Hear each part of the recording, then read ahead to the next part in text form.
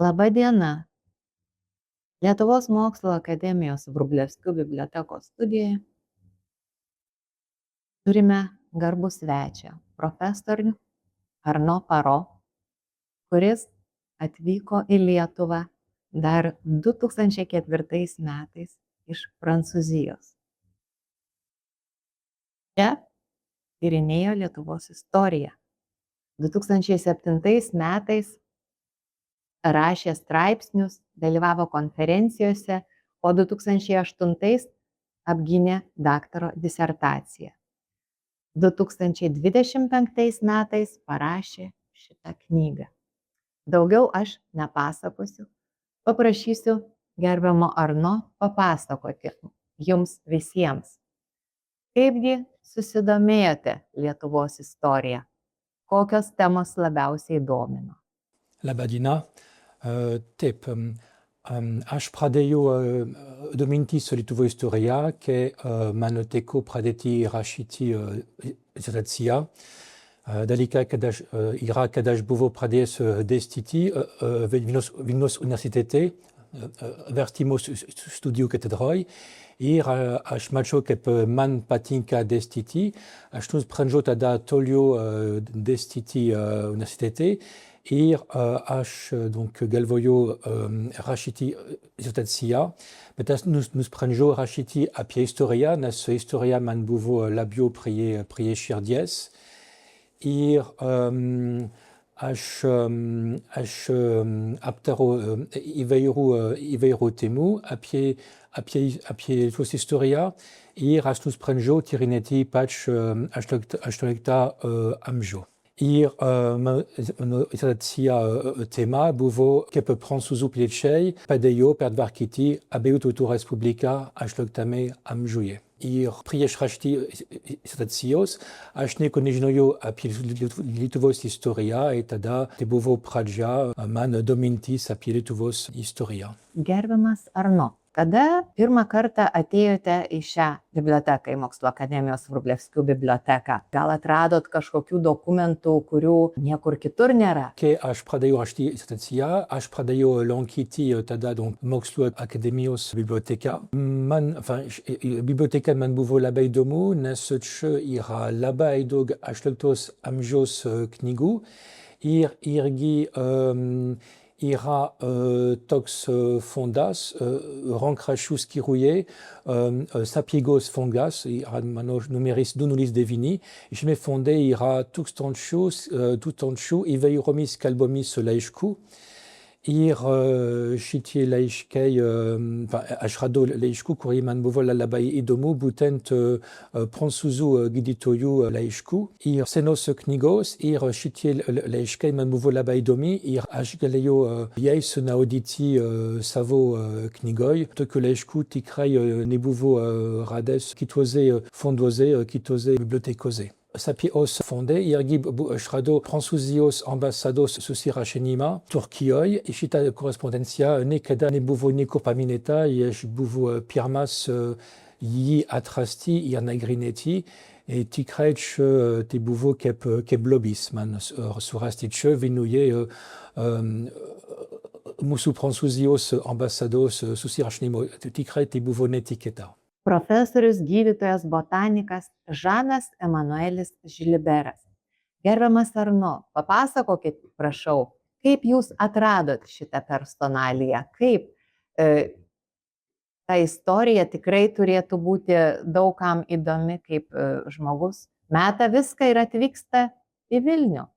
Taip, man teko susipažindinti su profesoriumi Žiliberu, kai aš rašiau savo disertaciją, nes mano disertacijoj buvo skyrius apie mokslus ir poskyris apie medicinos mokslus. Ir aš mačiau, kad Žiliberu indėlis Lietuvos mokslams buvo nemažas. Irgi man patinka jo asmenybė. Ir dėl to, kai aš baigiau rašyti disertaciją, aš nusprendžiau rašyti Žilibero biografiją. Irgi maža istorija yra tokia, kad vieną kartą vienoj konferencijoj, kur aš buvau pasakęs vieną komunikaciją apie Žiliberą, kolega iš užsienio man sakė, o Arno, kadangi jūs jau publikavot kelis straipsnių apie Žiliberą, pasakėte jau keli pranešimų, jums tikrai reikia rašyti Žilibero biografiją. Donc, ką man pasakė kolega, tai buvo impulsas rašyti šitą biografiją i voilà, nes kol kas tokios biografijos apie Žiliberą nebuvo. Ši knyga. Atsiverčiu. Dedikacija. Autorius skiria knygą Lietuvai. Lietuva dėkinga autoriui šią knygą, bet labai prašau, papasakokite apie tą skaitytoją, kuriam jūs rašėte knygą, kuriam aukojote šitiek laiko, čia surinkti ir šaltiniai, ir istorijos, ir tikrai labai daug visko įdomaus, ne tik apie vieną žmogų, bet apie visą kontekstą, apie Lietuvos mokslo istoriją, apie Vilniaus universitetą ir gamtos sveikatos mokslo raidą. Aš buvau nusprendęs parašyti Žilibero biografiją, nes iki tol nebuvo biografijos paskirti jam, bet turėjau padaryti, aš manau, nes Žiliberas yra labai svarbus žmogus dėl Lietuvos, bet irgi Baltarusijos, Lietuvos didžiosios kunigaikštės mokslų istorijos. Ir norėjau įdėti į vieną knygą viską, ką Žilibera padarė mokslams. Tai reiškia, kad šita knyga yra paskirta Lietuvos gamtos mokslų ir medicinos mokslų tyrinėtojams, bet irgi, kaip paminėjo Birutė, šitą knygą aš skiriu apskritai Lietuvai, nes aš manau, kad Žilibero tekstai apie Lietuvą, LDK, gali būti įdomi ir naudingi apskritai Lietuvos piliečiams. Aš sugalvojau knygą taip, kad knyga būtų mokslinė biografija, bet irgi prieinama visiems, kad būtų naudinga visiems, ne tik istorikams, bet irgi piliečiams, net ir studentams. Aš norėčiau, kad kelis ištraukų šitos knygos, pavyzdžiui, būtų įtrauktos į Lietuvos mokyklos vadovėlius. Pavyzdžiui, aš žinau, kad jau taip padarė, kad jau taip yra Baltarusijoje. Vadovėlize Žiliberas yra paminėtas. I knygoj aš irgi įdėjau Žilibero visus tekstus apie LDK, originalią kalbą ir su vertimais, kad tikrai tai būtų skaitoma visiems. Ir tekstai yra apie LDK valstietija, Tautų Respublikos žydus ir apie gamtą, apie miškus, apie gyvūnus, apie geologiją, būtent apie durpines, pavyzdžiui. Lietuvos kaimo ekonomikos aprašymas. Lietuvos didžioji kunigaikštystė – tai erdvi pusės Prancūzijos dydžio lyguma. Kadaise tai buvo ištisi miškai, kuriuose veisėsi tik laukiniai žvėrys. Dar šiandien 2/3 šios provincijos apaugę medžiais. Išsimokslinę keliautojai, kurie keliauja šiais didžiuliais miškais, atpažįsta miškų glūdumoje ir jų apylinkėse neginčiamus įrodymus, kad žemė buvo dirbama. Rūsiai ir pamatai, vagų ir griovių žymės rodo, kad šioje šalyje miškas buvo ne kartą iškirstas ir vėl užaugo. Šie pokyčiai vyko dėl gyventojų skaičiaus svyravimo, kurį lėmė geras arba blogas valdymas. Tačiau pažvelkime, kaip 1/3 dirbamos šios provincijos žemės aprūpina maisto produktais visus gyventojus. Norėdami tuo įsitikinti, apsilankykime kuriame nors kaimelyje, pasidomėkime jo gyventojų papročiais, pažvelkime, kaip jie stato namus, ką dėvi, valgo ir geria. Išsamiai ištyrus šiuos 4 dalykus atsiskleis žadėtas paveikslas. Būtų juokinga manyti, kad lietuvių valstiečiai yra vienodos sandaros ir būdo. Sumišusios tautos, skirtingi įvairių kartų, patogumas ir gerovė lėmė individualius žmonių pokyčius. Tačiau galima pastebėti, kad dažnas Lietuvos valstietis tvirto stoto, malonaus, taisyklingo veido. Beveik visi šviesiais ir apyšviesiais plaukais, tamsiaplaukių reta. Sunkus kaimiškas gyvenimas juos užgrūdina. Jie ramaus būdo, stoja prie darbo, viską daro lėtai. Nors jie netokie judrus kaip mes, prancūzai, gali dirbti gerokai ilgiau. Jie sveiki, serga nedaug ligų. Tarp jų, ypač pasiturinčiose apylinkėse, senų žmonių daugiau nei geriausiose Prancūzijos provincijose. Lietuvių valstietis, audros išmestas į Robinzono Kruzo salos krantą, nebūtų ėmęs labai nerimauti dėl savo likimo. Duokit jam kirvį ir jis vien su juo susiręs pastogę tiek savo, tiek savo gyvuliams. Jam nereikia nei mūrininko, nei dailidės, nei kalvio, nei račiaus. Žiemą jis pasidaro lengvas roges, su kuriomis gali iš miško parsivežti malkų visiems metams. Vasarą jis moka pagaminti lengvą ir labai tvirtą vežimą savo derliui suvežti. Su savo kirviu jis kerta medžio kamienus. Dėdamas juos vieną ant kito, jis renčia labai tvirtas namo sienas. Į plyšius prideda samanų ir kerpių ir taip apsaugo savo namą nuo šalčio. Namai stačiakampio formos, viename kampe aukšta, labai išradingai pastatyta krosnis. Dėl jos viduje palaikoma nuolatinė 15 laipsnių temperatūra, kai lauke spaudžia 24 laipsnių šaltis. Krosnies durys ir pakura lauke, todėl dūmai netrukdo gyventojams.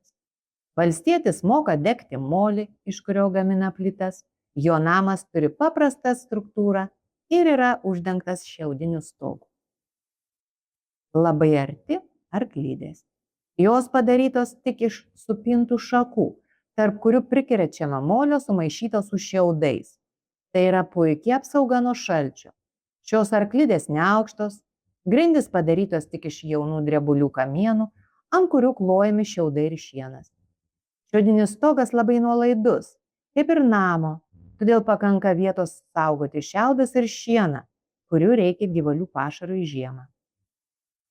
Pasistatęs namą, mūsų valstietis pasirūpina ir savo baldais.